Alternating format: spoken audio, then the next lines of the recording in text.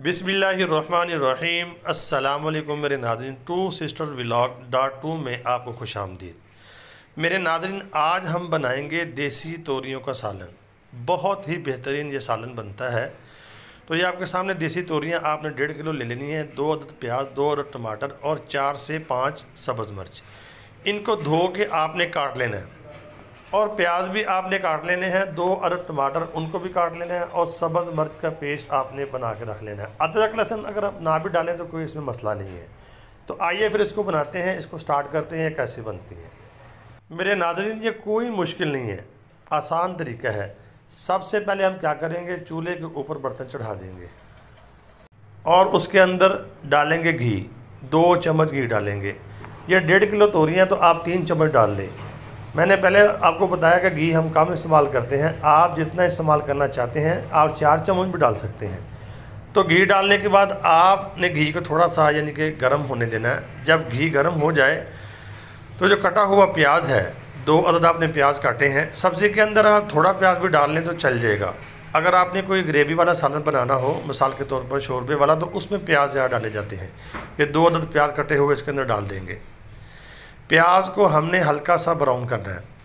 हल्की आंच, दरमियानी आंच रखें। ज़्यादा, एक बात याद रखें, जो आप हंडिया पकाते हैं इसको तेज़ आंच पे ना पकाया करें, इसका टेस्ट ख़त्म हो जाता है, इसकी जो असर है वो ख़त्म हो जाता है।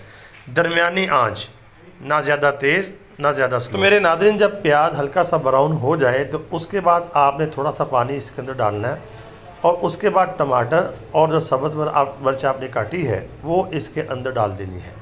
उसके बाद आपने इसके अंदर 1 चम्मच जो है वो सुरख मिर्च का डालना है।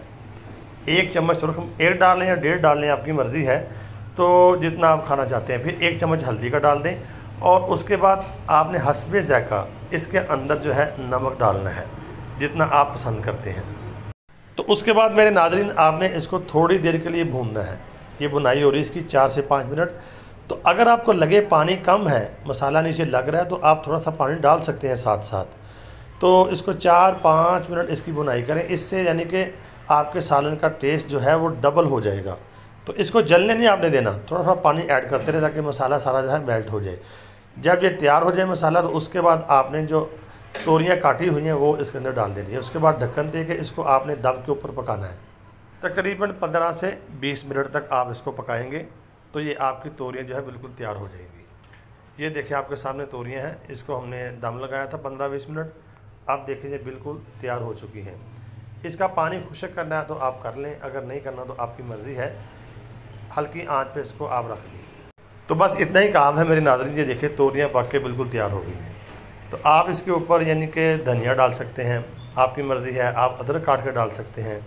ये ज़बरदस्त देसी तोरियों का सालन आपके सामने तैयार है। बहुत ही आसान है, कोई मुश्किल नहीं है। तो उम्मीद करता हूँ आपको आज की वीडियो पसंद आई होगी। तो आप चैनल को सब्सक्राइब करना ना भूलें, कमेंट लाजमी करें। अस्सलामु अलैकुम वरहमतुल्लाहि वबरकातुहू।